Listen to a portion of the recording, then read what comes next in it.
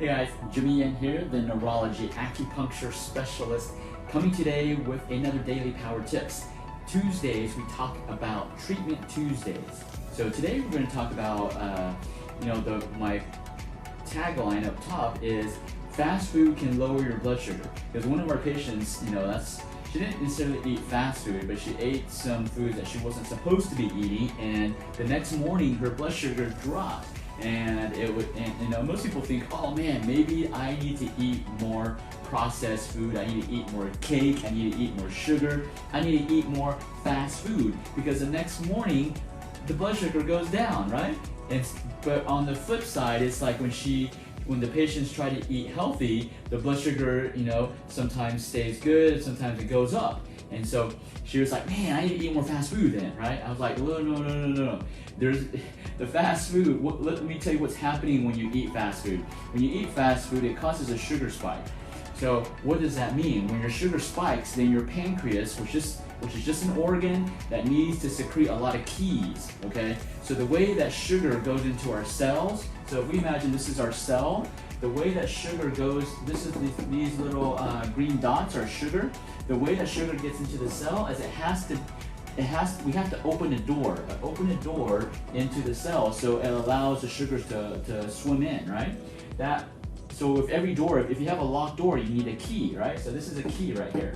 So insulin, this is insulin right here. This purple is insulin. So we need insulin insulin is the key to unlock the door to our cells to allow sugar to flow in, right?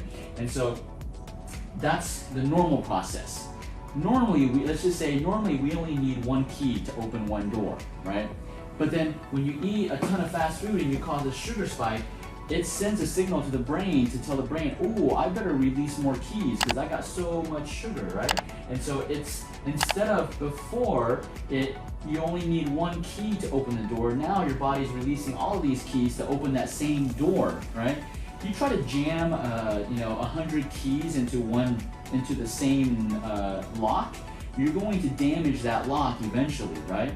And that's what happens with something called insulin resistance, where the receptor, where the keyhole gets damaged by, whether it's by so many keys or it's by inflammation from the sugar. But the point is, the keyhole gets damaged that you need more and more different types of keys to open it, right?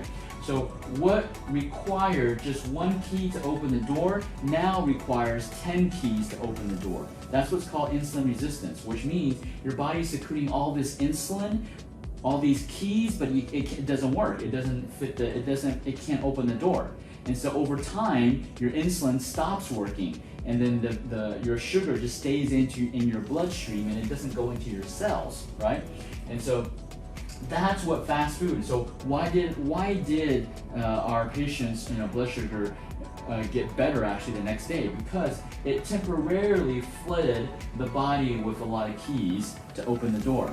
But if you do that over time, over years and years, insulin resistance doesn't happen overnight. It's years and years of having this sensation, a sugar spike, which causes an insulin spike, and then you're constantly producing so many keys to open the same keyhole, you eventually damage that keyhole, and you eventually get insulin resistance, right?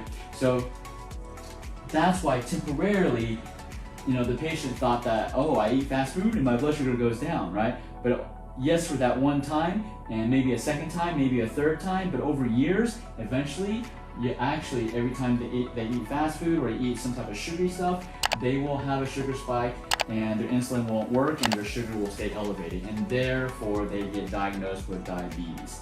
Diabetes does not occur overnight. It's type 2 diabetes. Sorry, type 2 diabetes does not occur overnight. It's a lifestyle effect. It's over years of neglect. That's what happens. So I just thought it was pretty interesting because we've had patients in the past and say, I need to eat more fast food. It's just my next day, my blood sugar is better, right? It's only temporary.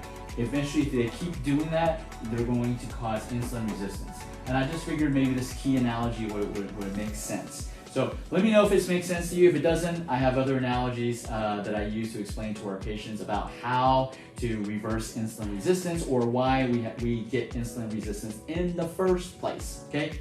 This is Jimmy Yin from Achieve Integrative Health. We practice the Emperor's Medicine, which is a restorative medicine. We focus on restoring your organ function, restoring your keyhole, okay, so that your keys actually start working, right? That's what we focus at Achieve Integrative Health.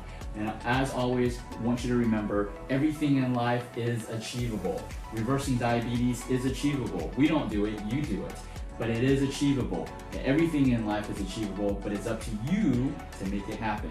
Because no one's going to force feed you, okay? You are in charge of what you put in your mouth. So let's be cognizant of what we're doing to our bodies.